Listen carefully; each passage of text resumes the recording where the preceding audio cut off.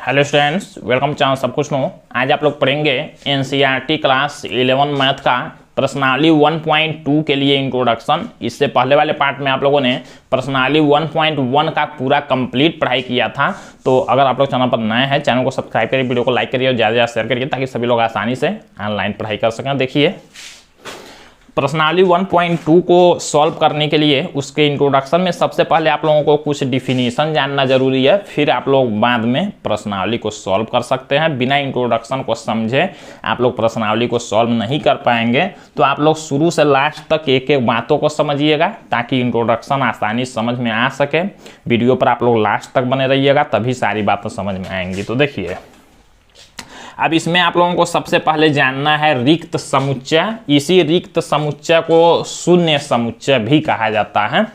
ये आप लोगों को यहाँ कुछ समुच्चयों के प्रकारों के बारे में जानना है। मतलब समुच्चय कई तरह के होते हैं, तो उसी में से एक है रिक्त समुच्चय, या उसी को कहते हैं शून्य समुच्चय। कहते किसको है रिक्त समुच्चय? देखिए, ऐसा समुच्चय जिसमें एक भी अवयव नहीं होता है उसे हम रिक्त समुच्चय या शून्य समुच्चय कहते हैं। जैसे मान लीजिए हमने ऐसे एक मझला ब्रैकेट बना दिया और इसमें हमने कुछ भी नहीं लिखा, तो ये क्या कहलाएगा? खाली दिख रहा है आप लोगों को, तो इसी को कहेंगे शून्य समुच्चय या इसी को कहेंगे रिक्त समुच्चय। रिक्त समुच्चय को मझले ब्रैकेट को खाली रख के दर्शाया जाता है, या रिक्त समुच्चय को एक और अक्षर होता है फाई, इसको कहते हैं। इस अक्षर को क्या कहते हैं? फाई। याद रखेंगे आप लोग, फाई से डिनोट किया जाता है। ऐसे आप लोग गोल बना के एक लाइन खींच देंगे बीच में से, तो इसको फाई कहा जाता है। और इस फाई के को लिखने का मतलब हुआ रिक्त समुच्चय या शून्य समुच्चय। तो रिक्त समुच्चय किसको कहेंगे? ऐसा समुच्चय जिसमें एक भी अवयव नहीं हो, कोई अवयव इसमें क्या लिखे संख्याओं को हम लोग क्या कहते हैं? या तो अवयव या तो सदस्य, हमने आप लोगों को बताया था। तो अगर कोई भी अवयव इसमें नहीं होगा तो उसी को हम लोग रिक्त समुच्चय या शून्य समुच्चय कहेंगे। एग्जाम्पल से आप लोग समझिए। देखिए, यहाँ दिया गया है a बराबर x सच दैट x। देखिए, ये रोस्टर रूप में नहीं लिखा गया है।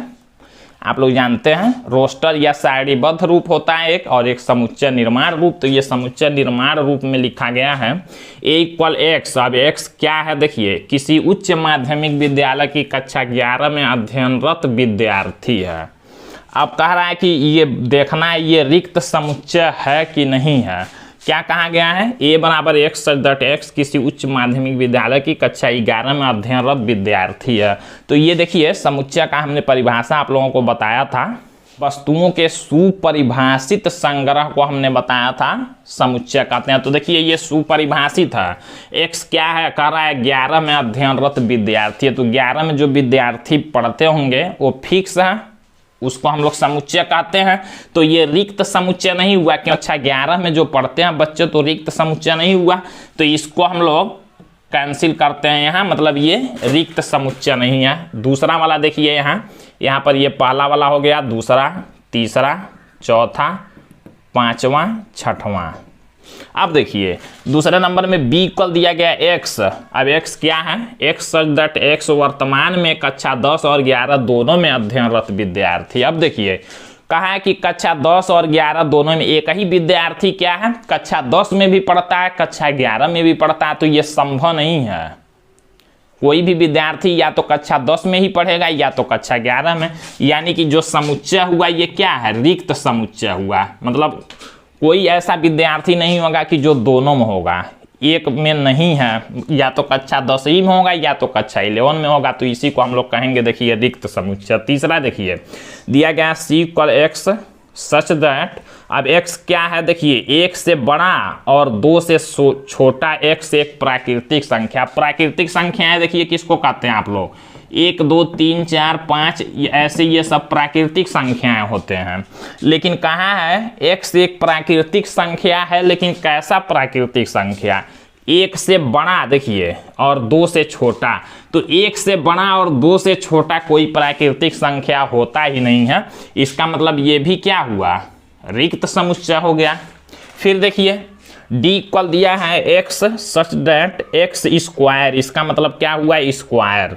-2 बराबर 0। देखिए, एक्स स्क्वायर माइनस 2 बराबर 0 कहा है। इसको जब सॉल्व आप लोग करेंगे तो एक्स स्क्वायर इक्वल माइनस 2 इधर करेंगे प्लस 2 हो जाएगा, और एक्स इक्वल हो जाएगा ई स्क्वायर इधर आएगा तो रूट में, यानी कि प्लस माइनस रूट 2 हो जाएगा।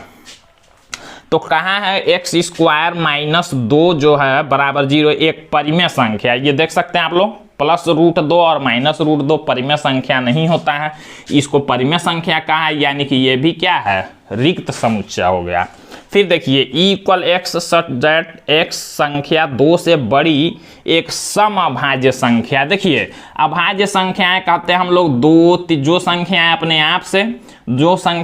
आप से कटती हैं और 1 से कटती हैं उनको अभाज्य संख्याएं कहते हैं। कहाँ है एक्स क्या है, 2 से बड़ी और सम अभाज्य संख्या। 2 से जो बड़ी होगा वो सम अभाज्य संख्या नहीं होगा, यानी कि ये जो कहा गया है ये भी क्या है, ये भी रिक्त समुच्चय ही है।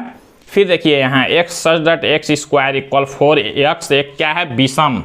यहाँ कहा है एक्स स्क्वायर इक्वल 4, इसको जब सॉल्व आप लोग करेंगे तो x इक्वल प्लस माइनस 2 हो जाएगा। ये इधर आएगा रूट में होगा रूट में 4 और रूट 4 का मतलब प्लस माइनस 2, और x को कहा है विषम है, जबकि देखिए x क्या आया यहाँ पर, सम आया, तो ये विषम कहाँ है, मतलब ये भी क्या है, रिक्त समुच्चय है, मतलब इसमें कोई अवयव है ही नहीं, क्योंकि ये विषम कहाँ है जबकि हमारा सम आया, मतलब अवयव हुआ नहीं, यानी कि ये क्या है, रिक्त समुच्चय है।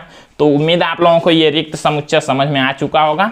अब हम लोग देखते हैं अगला टॉपिक, परिमित और अपरिमित समुच्चय। देखिए परिमित और अपरिमित समुच्चय किसको कहते हैं, एक ऐसा समुच्चय जो रिक्त हो, जो देखिए जो रिक्त समुच्चय होगा उसको भी हम लोग परिमित समुच्चय कहेंगे। तो ऐसा समुच्चय जो रिक्त हो अथवा जिसमें अवयवों की संख्या निश्चित होती है, परिमित समुच्चय कहलाता है, अन्यथा समुच्चय अपरिमित समुच्चय कहलाता है। यहाँ पर भी हमने एग्जाम्पल लिया हुआ है, इससे आप लोगों को क्लियर होगा। परिमित माने आप लोग समझेंगे निश्चित, अगर अवयवों की संख्या निश्चित होगी, जैसे हमने कह दिया अंग्रेजी वर्णमाला के स्वर, तो आप लोग जानते हैं स्वर कितने होते हैं, 5 होते हैं, ये निश्चित है। अब इसके अलावा और नहीं होगा, तो इसको हम लोग क्या कहेंगे, परिमित समुच्चय कहेंगे, जिसमें अवयवों की संख्या निश्चित हो। अभी हमने कह दिया एक्स सच दैट एक्स क्या है, एक प्राकृतिक संख्या। तो अब प्राकृतिक संख्या निश्चित नहीं है, अनंत तक 1 2 3 4 5 अनंत तक जाएगा, तो उसको हम लोग अपरिमित समुच्चय कहेंगे। तो परिमित और अपरिमित समुच्चय आप लोगों को समझ में आ चुका होगा कि ऐसा समुच्चय जो क्या हो, जिसमें अवयवों की संख्या निश्चित हो, उसको परिमित अन्यथा अपरिमित कहेंगे। और रिक्त समुच्चय को भी परिमित कहेंगे, क्योंकि इसमें अवयव है ही नहीं, यानी कि ये भी निश्चित है। तो अब देखिए एग्जाम्पल में समझते हैं, दिया गया है W equal x such that x क्या है, सप्ताह के दिनों का समुच्चय। तो सप्ताह के दिन क्या हैं, निश्चित हैं। कौन कौन से दिन होते हैं सप्ताह में, Sunday, Monday, Tuesday, Wednesday, Thursday, Friday और फिर सैटरडे के लिए हमने SA का प्रयोग किया है। तो ये निश्चित संख्याएं हैं, मतलब ये 7 ही दिन होंगे सप्ताह में, तो ये निश्चित हुआ, इसका मतलब ये क्या है, परिमित समुच्चय है। ये क्या है, परिमित समुच्चय हो गया। देखिए D equal x that x समीकरण एक्स स्क्वायर माइनस 16 इक्वल 0 के हलों का समुच्चय। अब इसको हल करके हम लोग देखते हैं, एक्स स्क्वायर माइनस 16 इक्वल 0, इसको हल करेंगे तो एक्स स्क्वायर इक्वल प्लस में 16 हो जाएगा, और जब x का मान निकालेंगे तो ये स्क्वायर इधर आएगा रूट में होगा, यानी कि प्लस माइनस 4 होगा। तो कहाँ है एक समीकरणों एक्स स्क्वायर माइनस 16 इक्वल 0 के हलों का समुच्चय है। अब देखिए ये +4 और -4, इस समीकरण का जब हम लोग हल करेंगे तो या तो +4 आएगा या तो -4, दूसरा तो और कोई आएगा नहीं, यानी कि ये भी निश्चय है। तो ये भी क्या हो गया, परिमित समुच्चय हो गया, क्योंकि निश्चित हो गया। एक्स सच दैट एक्स ई बराबर दिया गया किसी रेखा पर स्थित सभी बिंदुओं का समुच्चय। अब देखिए एक रेखा पर स्थित कितने बिंदु होंगे, अनगिनत बिंदु होंगे, अनगिनत आप लोग ऐसे रखते जाएंगे। तो अनगिनत बिंदु जब होंगे तो ये क्या हुआ, निश्चित तो है नहीं, अपरिमित समुच्चय हो गया। फिर देखिए f equal x such that x सभी विषम प्राकृतिक संख्याओं का समुच्चय। अब विषम प्राकृतिक संख्याएं क्या होंगी, विषम प्राकृतिक संख्या 3, 5, 7, 9, 11 ऐसे होता जाएगा। अब ये भी क्या है, ये भी निश्चित नहीं है, ये भी क्या है, निश्चित नहीं है, यानी कि ये जो समुच्चय हुआ ये भी क्या है, अपरिमित हुआ।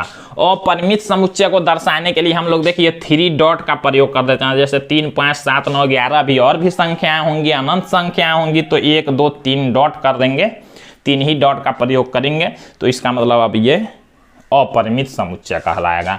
अब हम लोग आगे बढ़ते हैं। देखिए अब जानना हम लोगों को समान और असमान समुच्चय क्या होता है। तो देखिए दो समुच्चय ए और बी समान कहलाते हैं यदि उनमें तथ्यतः समान अवयव हों और हम लिखते हैं ए इक्वल बी, अन्यथा समुच्चय असमान कहलाते हैं और हम लिखते हैं ए इज नॉट इक्वल बी। देखिए दो समुच्चय जैसे मान लीजिए हम लोग यहाँ लिख दिए, इसमें हमने लिखा है 1, 2, 3, 4, 5 और एक दूसरा समुच्चय हमने लिख दिया बी इक्वल 2, 3, 4, 5, 1।